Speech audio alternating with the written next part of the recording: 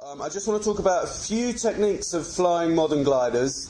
They're kind of specific towards the new two-liners, but they're also very much, you can put this into practice into whatever glider you're flying.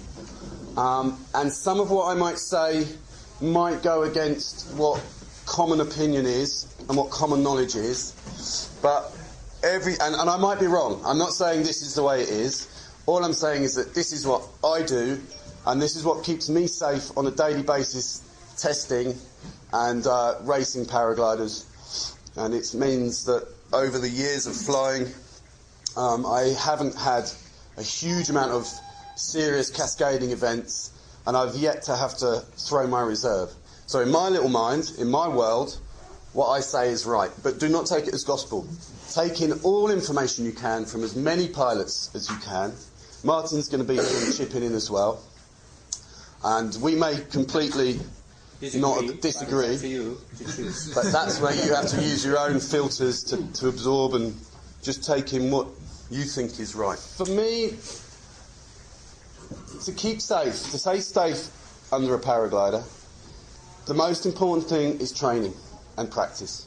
Training and practice. For me, ESavi courses, that type of training is fundamental. You have to do it, and you have to do it regularly. Doing one ESavi course is brilliant, that's the start, but that should be used as a catalyst to further your training. You need to practice, practice, practice, and practice, so that when the shit hits the fan to you and you're halfway down a galley or in a canyon somewhere, you don't panic, you can make the right input at the right time. So training is really fundamental, and it's something that we as a community, as a flying community, we don't do enough. We tend to just say, okay, ESavi, yep, I've done it, I've done a full stall, I've done a collapse and so on, that's it, don't need to do it again. But it's something we do need to train continuously with. So that, for me, is fundamental for a long, safe flying career. I have a small input. What I find out is really awesome to do a basic acro. We call it acro. In my opinion, it's not acro. If you knew how to do a wing over without any single touch of the brake, you fully understand all the dynamics of the glider in every single moment. If you start shifting your body, you can do a ripping huge wing over if you do it well. And you have ability to control the whole time because you are using only your body weight. These days, everybody just jumps on the brakes, do 1, 2, 3 huge ripping wing overs, and then they are in a huge trouble because they have no clue what the dynamics are. If you stay with your glider, if you do a basic, nice wing overs with your body weight only, you will understand your glider 100 times better than you do now, because it gives you feeling in a thermos what the glider do. In a turbulence, you immediately know, because all of these things you will learn through a basic, quite simple thing, wing overs. And wing overs only with the body weight. It takes time to generate the momentum, and once you do get into the rhythm, you would be surprised how much information you get from such a small and simple technique. And it's all just about the dynamics. What he's saying is amazing, because then you start stalling the gliders and doing the spins, which is totally perfect for the ESavi, because you are not flying them. And that helps you to read as well. Yeah. So, going on to sort of real-life flying, I've got a new theory, and well, it's not a new theory, and it's not my theory. It's just a common practice that we've been using for years, and it's all to do with our initial input. When you have an incident when you're flying, especially if you're flying at full speed, because that's when things become accentuated and more aggressive and more violent. Also, with big collapses, the way a glider recovers is completely dependent upon, well, the type of glider you're flying, the size, the angle, the angle of the collapse, how deep it comes. You know, a very shallow angled collapse. Piece of paper. A very shallow angled collapse is, that's our wing here. A very shallow angled collapse is like this. They're just the leading edge brakes, but not really the trailing edge. A high angle collapse is more like that. So the collapse angle and the size is really important. That determines how the glider is going to behave. But for me, what's even more important is the air that the glider is then trying to recover in. If your glider is trying to recover in nice, smooth, clean lifting air, the glider can just, boom, big collapse, not a huge amount of turn, and it reinflates and flies away, boom, on this heading. And you think, oh, my glider's dead safe. But that's just simply the air. You can have exactly the same collapse, and if the air that the glider is then trying to recover in is also in a turbulated flow, it's going to, boom, shoot a lot harder.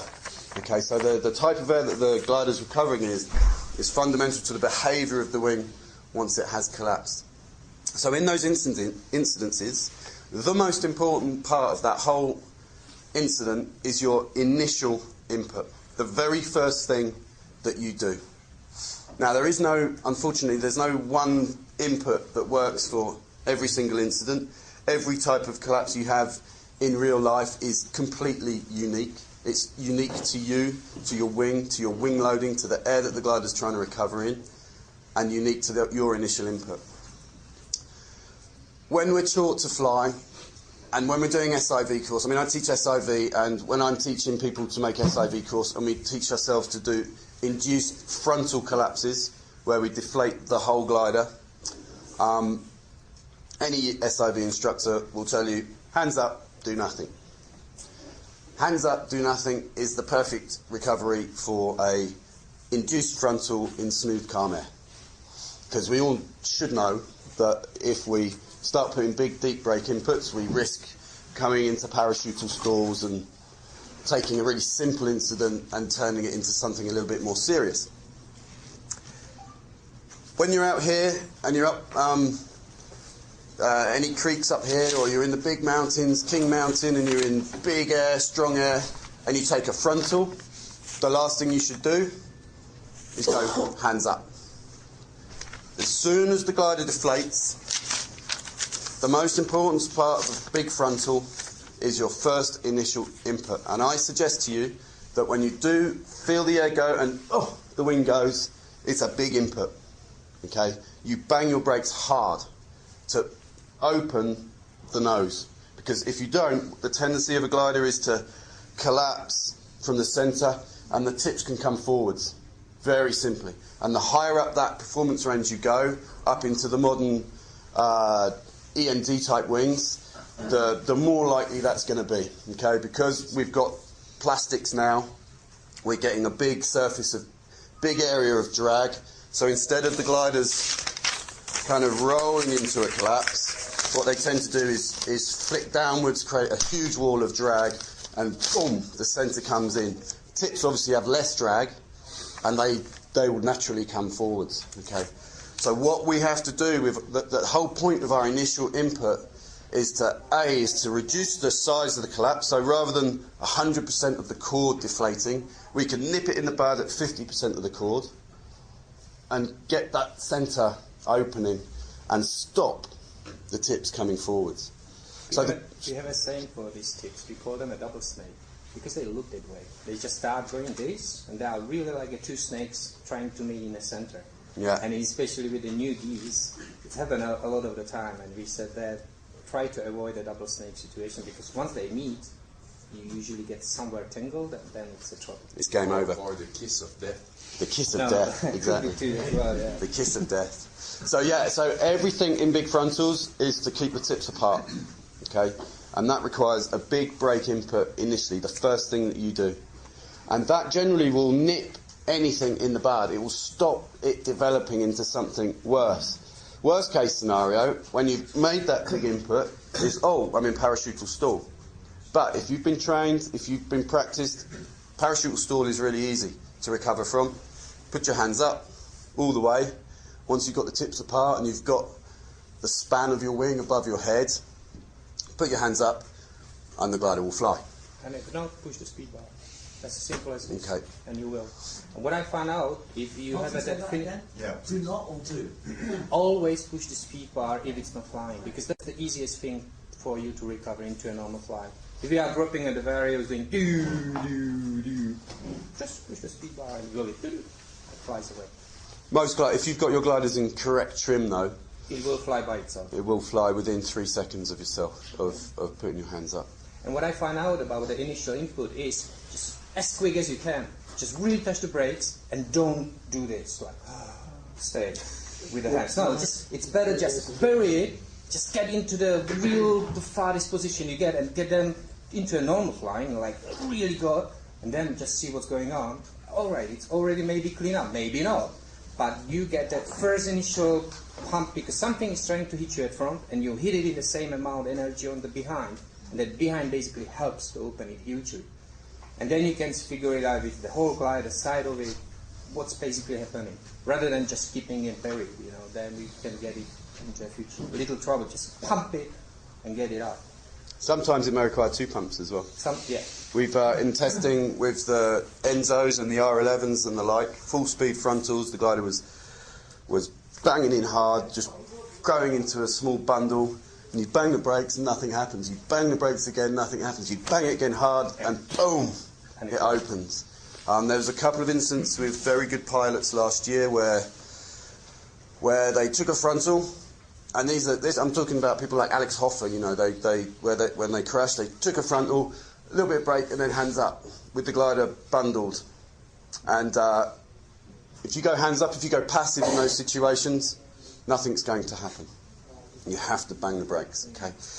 This is more specific information for the higher performance wings, the Ice Peak 6s and the Enzos and the like, but it can happen on any glider. So initial input is really, really important on big frontals. If you miss that first opportunity to pop it, and then you go into horseshoe at that point, are you just going? No, you bang it again. You bang the brakes again, because if it goes there, you just want to get the tips apart as quickly as you can. The longer the tips linger together, the more chance they've got to go in. If I'm flying on bar with hands on the C's, do I start that motion with the C's? You can do. No, you can.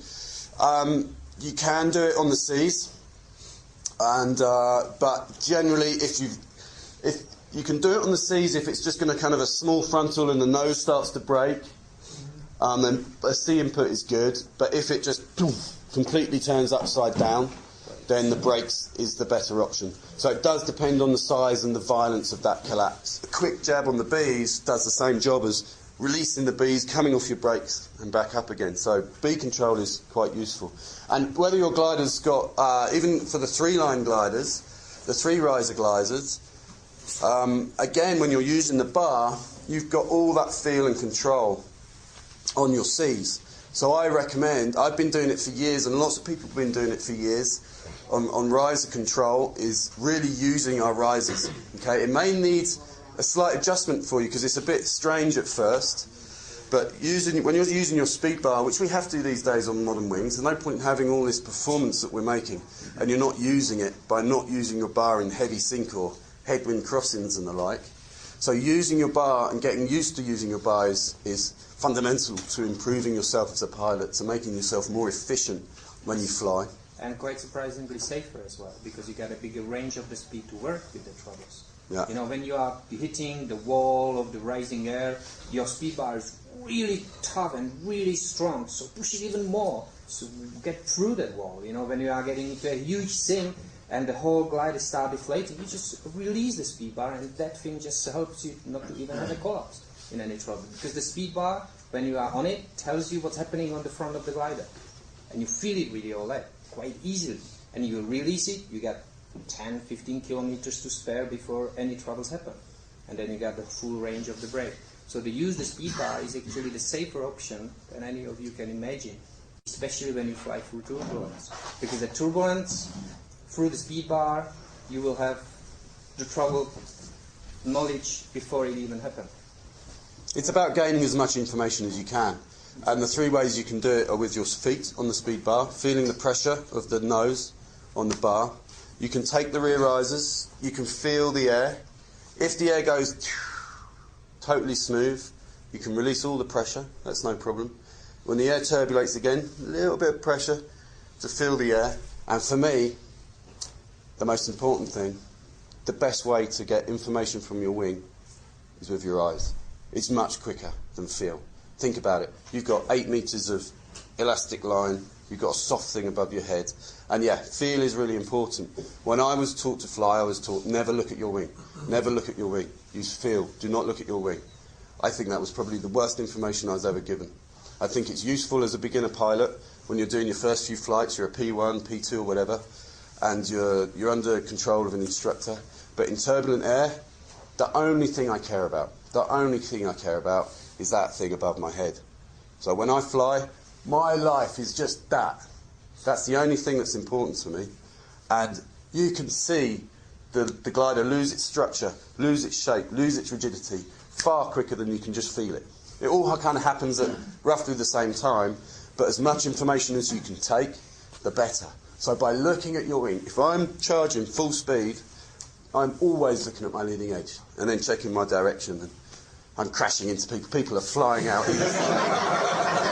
I don't care. I just want to keep that inflated. Okay. So using our sight, using our feel through the lines, and using our feel through the speed bar is generating as much information as you can.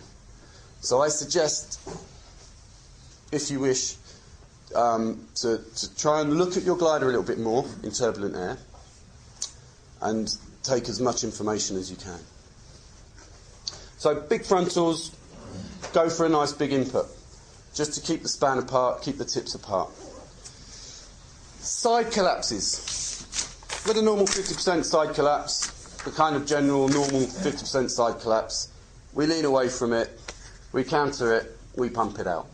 Okay? Or we collapse it, we let it turn 90 degrees, and we use a kind of wing over recovery. The wing over type recovery is the most efficient. It's the way you lose the least amount of height, the way you create the least amount of drag. It's the best method to use if you're in clear space. If you're flying very fast and we get, boom, worst case scenario, 90, 80% collapse with a high angle, the glider we know is going to shoot super hard and really fast. In these instances, I believe leaning away from that collapse is actually counterproductive and it makes things worse. Okay, if it shoots hard and you lean away from it, you risk getting completely twisted up very quickly. Okay, twist is a nightmare on a glider. You're disorientated. It's easy to then start pulling the wrong brakes and making it even worse, putting you into a spiral. And if that tip cravats, a twisted, cravated spiral as you're spiraling backwards, is worst case scenario, and it's those sort of incidences that you're going to end up towing your reserve. So in very big collapses, the best thing to do is actually go with it. It's actually lean into the collapse. We found it in testing with the high performance wings, especially full speed, is because we're testing, it's like, oh my god, you collapse the wing and you want to go, ugh, like that. And every time you go, ugh, like that, and the glider shoots and then it pulls you in towards it, and it all collapses and you fall past it. Yeah, you get a collapse on the other side and game is over. And then when you do the same collapse and you kind of lean in with it and go with it, it's you're slowing it down. So much nicer. Yeah. So on the big collapses at full speed, lean into it, go with the glider. Obviously that doesn't count if you've got a cliff face there, or if I'm there. Because I'm like that. I'm not watching you. But if there is open space, guys, this is one of the strangest things I ever find out. The bigger the collapse, the faster your body throw on the collapse side, the nicer it turns out. The more you are fighting in, the real trouble starts. It's strange, but it's honestly, when I did the 2 lines collapses now, I barely played because I thought, alright, I lean the other way. No way. It's a trouble. Yeah. What are you doing with the brakes? It's just a sort of small amount of brake, probably this amount of brake, until you get a bit more of the span, and then you can go on from there. If I jump into it and I bury the arm at the same time, you never do wrong, because the glider is not there anyway. Your hand is just basically pedaling the air. But when you start gaining any energy or anything, the brake will help to open it. Definitely. But you need to have a space, you need to have area around you, because you're obviously going to end up with 360 at least, or sometimes even 2 or 3 turns. and it's never perfectly recovered. There's always some possibility of small wingtip or anything. But it's the best to gain the energy, to get the energy, and to try to reopen the glider as fast as possible. So the leaning into it and bury the brake in the same time never did me any wrong. It always helped me out. How quickly does it wind up if it doesn't open immediately? In a spiral, Yeah, like it's it usually won't get that bad, because once you start building the energy, you are leaning into a clock side. The inner energy, the inner pressure of the glider start opening the glider by itself, unless there is a cravat. Right. Which, if there is a cravat, leaning into that side helps you twice, because if you are comfortable with a set, if you ever do the set, that's one of the safest and quickest ways to get out the cravats. That's what I find out. If you have a cravated right side, you do the set on the right side, and you just jump it, gain the energy, and suddenly you are in a set with a perfectly open glider. All what you got to do is just go and you fly away. Personally, I would, in a real anger, if you get a big collapse like that and you get the tip cravat, then my personal opinion is that you stop the counter rotation. You don't let it develop past the first 360. As soon as you feel it going away from you, and it's like, no, that's not what I want, you stop it. And if it's not stopping, you stop it more. And you're looking at the wing, and if it starts to peel, then you come off, and you just have to reduce your likelihood of getting the glider in a spiral. By which time, normally, the beautiful thing about these modern gliders is that they do cravat, the tips do cravat, but generally when you get a big cravat, they work themselves out to a small tip cravat. I haven't had, in many years, a cravat that's big and stays big. They all tend to work themselves out to a small tip cravat, which can still create a lot of drag and spiral you into the ground, but they're not so much drag that you can't stop the rotation. You should never let it go more than 1 360 in a rotation that you don't want it to be in. You can always stop it. I mean, you might need to keep it in a turn for sure, but you can stop the nose down kind of spiralling. Would you drag it all the way to the stall if you needed to? You never normally have to, because if it starts to really dive, you just pull, and you start to come out. And then, of course, you're checking the wing, you're looking for the stall once you've got less energy and you're under it. But actually stalling the wing as it's here, spiralling hard with a cravat, why, you need to have a lot of power, a massive amount of power to do that.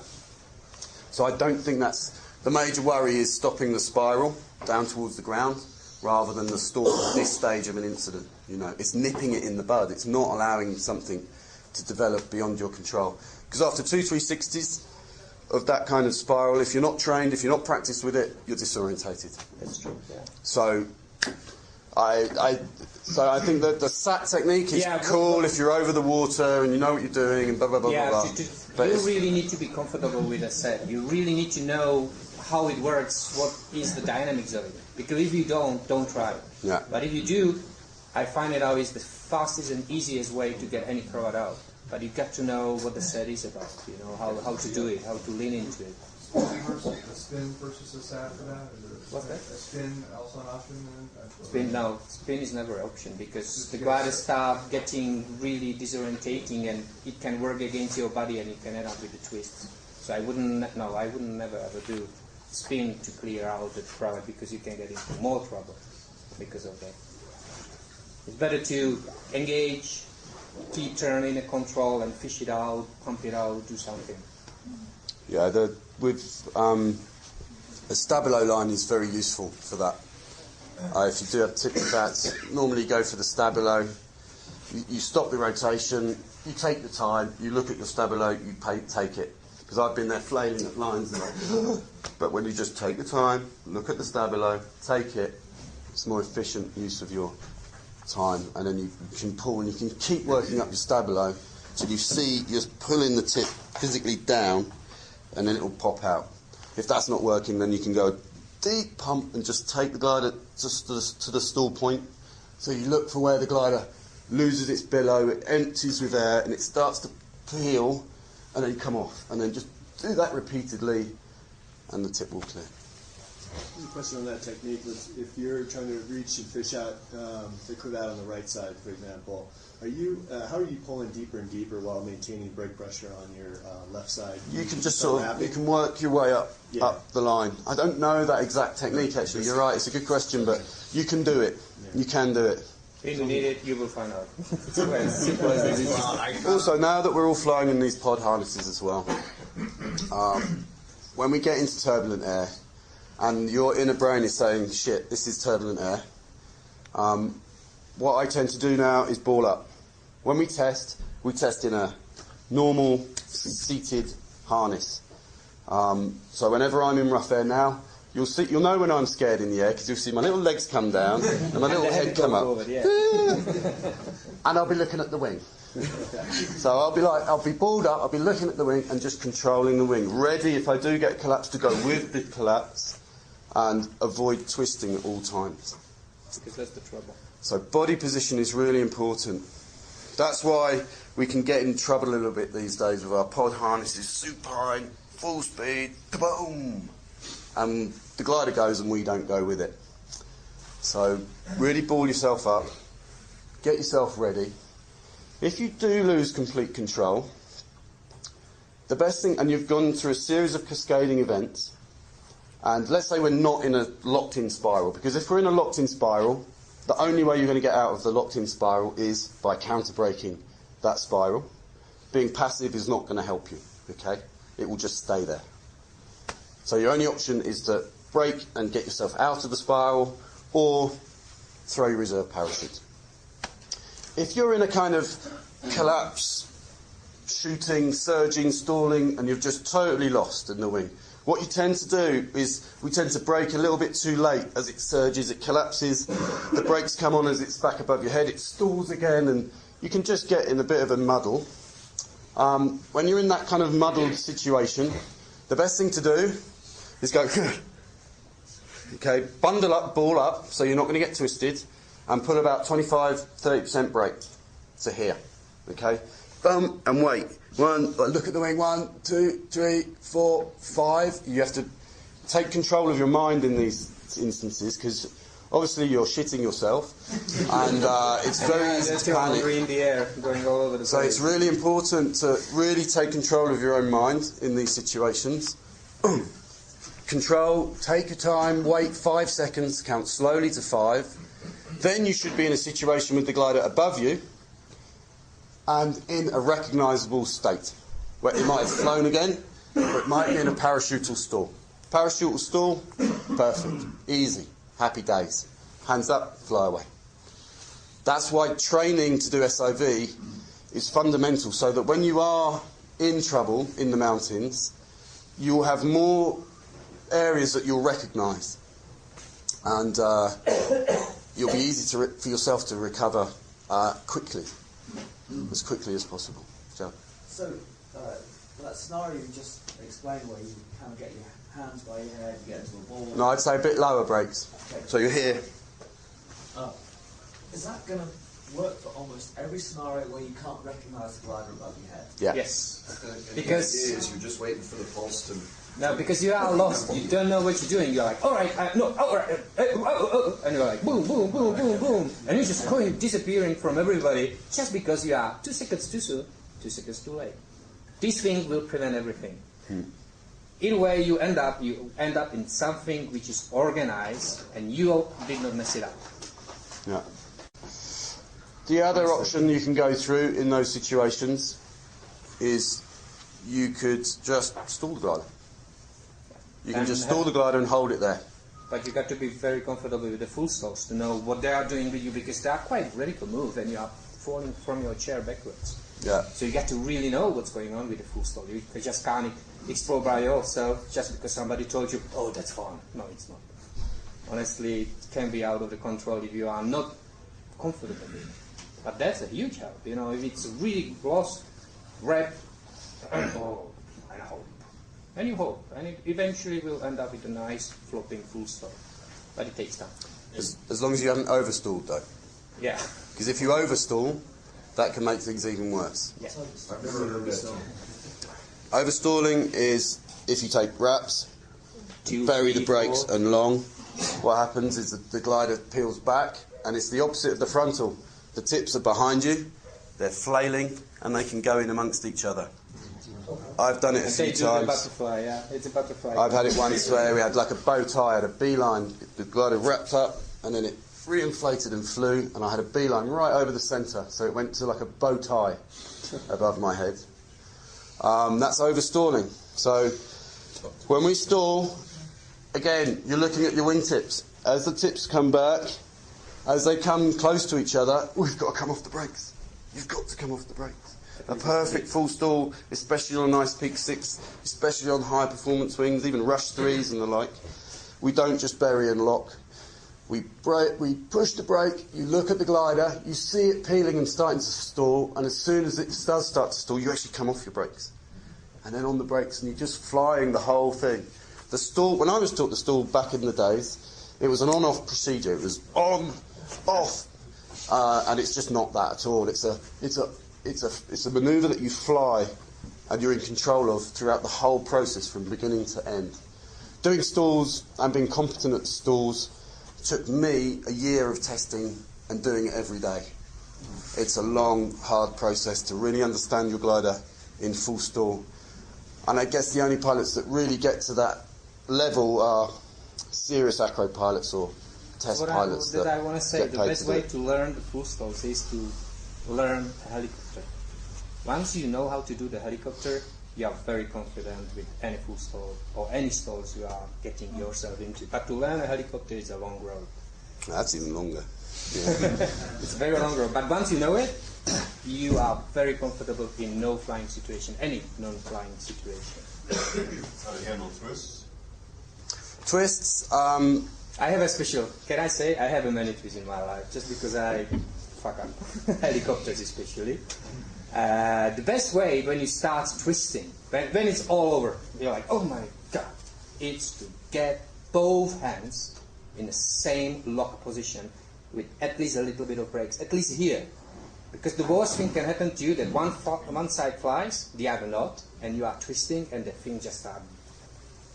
If you put your hands together, the gliders basically get locked, because the trouble with the twist, as all of us know, is that you lock yourself in it. You know, the brakes, everything is gone. You can't control a glider. And the best way not to control the glider is so he doesn't fly. So before you start really twisting way too much, and you can still move your hands, move them into the position like here. So you are in a kind of deep stall, but not really. And if you are going backwards in a strange configuration, the glider is not really flying forward, or one side is flying more than the other, you can eventually start untwisting yourself, because you are not having any energy building through the one side flying more than the other. So if you are getting yourself twisted and locked, put hands like here, stop when it gets twisted, you know, you are twisted 4, 5, 6 turns, doesn't matter, and then you start working yourself. You know, I call it a running, because you cannot really turn yourself. So you run with the legs, you kind of shake somehow, and eventually you start untwisting. And that small brakes help you hugely, because the glider never flies forward. Or if it flies in a very slow configuration, and if it doesn't fly, it flies backwards in a very strange deep stall, but it never has that inertia of jumping into a spiral, which is the biggest trouble, what I found out. So before you lock yourself in a twist, hands around here. I say 50% probably, 40-50%. And once you're locked? Once you lock, as I said, you're flying either way back or forward, you stop twisting, you start shaking the legs. I usually really start running with the legs a lot to get something out, because you have nothing to hold. So I run, shake a little bit, and eventually the body started twisting by itself. Eventually, it takes a little time and nerves. Pulling the risers apart? Nothing. I try a lot of the times. The running was the one of the best, because the running helps you to do something strange. You know, the body like and it goes. I have 7, 8 twists out like that. Honestly, you can work a lot of twists, as long as the glider is not really flying one side or the other. You know the guy last week who flying the ice peak? Yeah. Do we want to talk about what happened with him and possible scenarios? Oh shit, I haven't seen the collapse. I don't know. I spoke to Mats about that. Okay. And from what he told me, and I would say he did the correct thing. He was twisted in a full stall. I think I don't recall how he got into that configuration, but once he was in full stall, I've been in situations where I've been in twisted full stalls, and what I've always done is kept my wraps on to keep the glider in full stall. I've reached up, I've got my legs out, I've kicked my legs out, and I've pulled myself round at the same time with the risers. I've also done it pushing the risers apart above the twist, the lines apart above the twist, but whilst keeping the glider in full stall, because as I'm untwisting, I don't want, when I'm facing the wrong way, for the glider to shoot hard backwards beneath my head. I prefer to keep it in a full stall, get myself sorted out, And then look what's going on. and then fly away.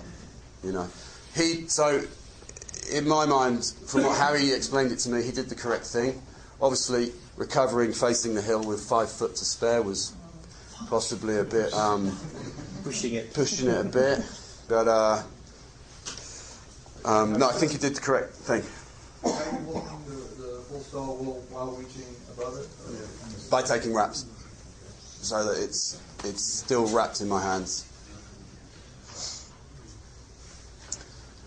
So do you promote that we practice full stalls? Do you think it's a good idea that we learn to do full ESavi stalls? for sure. I really do. I think it's so fundamental. I mean, I spoke to a few people last year that crashed. When Emil crashed on his boom and he got a big frontal, he started to touch the brakes and he was scared of full stalling it. You know, he was so scared of doing a full stall in anger, in action above trees, that actually he just took the crash instead of being, okay, full stall, bump, build my span, fly away. You know, so yes, I advocate that you practice full stalls, but you have to do it in a safe environment, yeah. with a boat, with an instructor, da-da-da-da-da. I learnt over the ground on my own, but I can't advocate that, Nate. Who knows me knows that I did the same, and that's not good way. I hear varied opinions about what we should be practicing our ESavi on. If we should be practicing on our ice peaks and enzos, or if we should practice on, DHV2s over the water. Do you have an opinion on that? I do have an opinion on that, yes. When we start as test pilots, we don't jump on enzos and start messing around on those things. I did. We start on lower rated wings. We've taken on a new guy, young Fred. He's taken a year and he's about good at frontal deflations now on an E&B wing. He wouldn't dream of doing any of that stuff on a higher performance wing.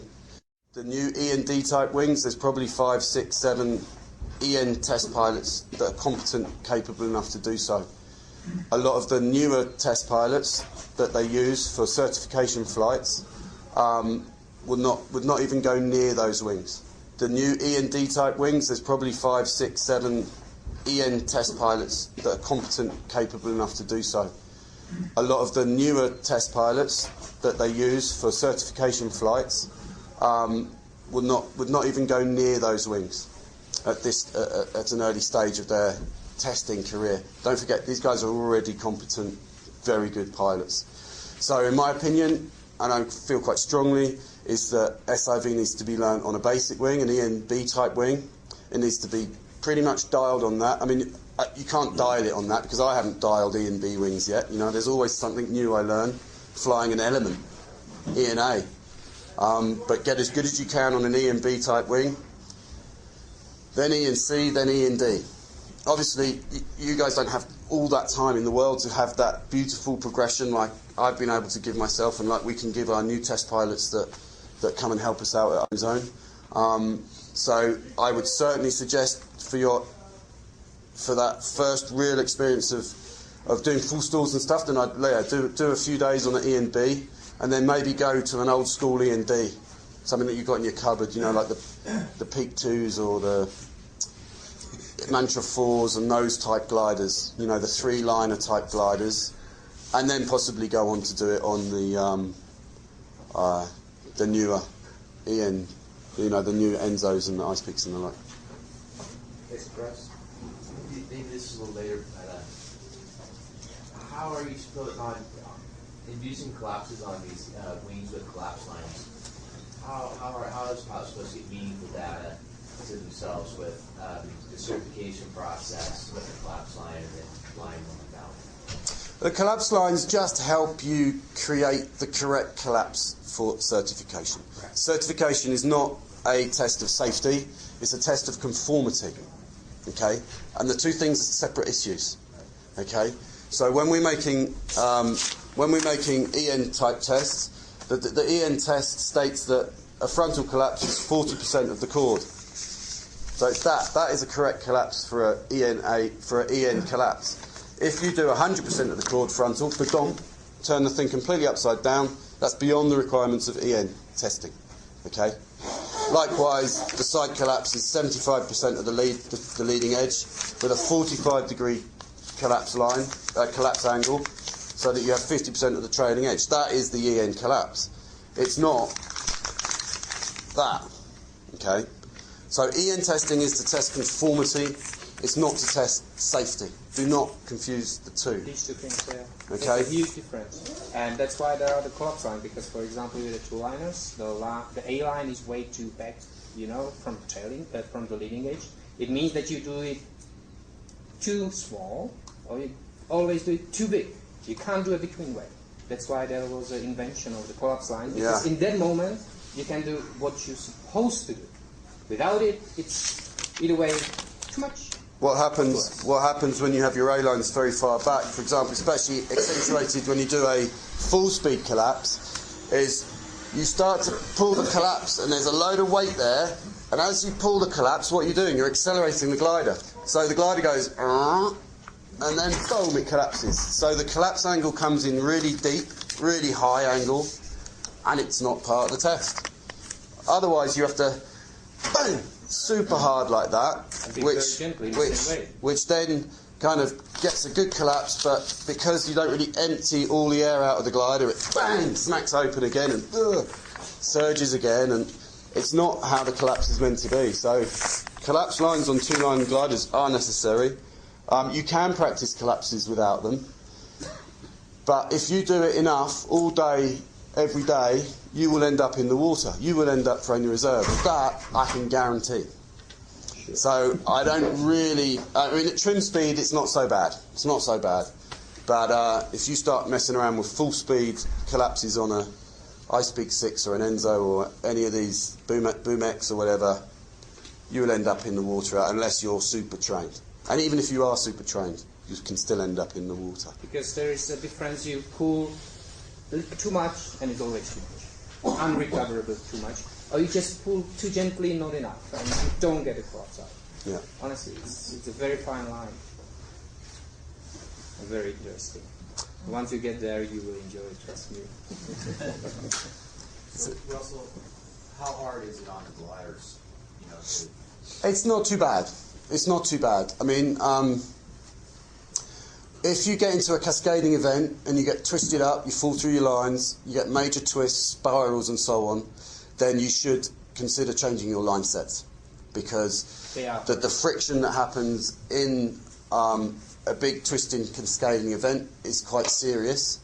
All the gliders are passing load tests, no problem, but we have seen in the last few years various different gliders breaking during big cascading events. It's not common, but it's not totally unheard of. So if you do have a big cascading event with twists, and you're only flying a two-line glider, or even a three-line glider nowadays, because as in our drive for performance, in our search for performance, we're optimizing line sets completely, so that, if you look now, that your central A lines will be thicker than your tip lines and your C lines. So everything is getting optimized about how much weight does this particular individual line need to support. In the olden days, we had 400 kilo line everywhere, so we were just totally over-engineered. But as we go to optimize and to increase performance, we also compromise our own safety slightly, and it also means that checking our lines. I mean, I write the manuals, and I write in the manuals, we check the lines, we check the lines, we check the lines, we check the lines. And how many people check their lines? Roy? Never. No one checks their lines. You just presume it's going to be okay. Can you imagine just... Absolutely amazing. and I can't thank you from the bottom of my heart on behalf of the whole British community and on behalf of the Queen. I thank you all. That's all for what you've done.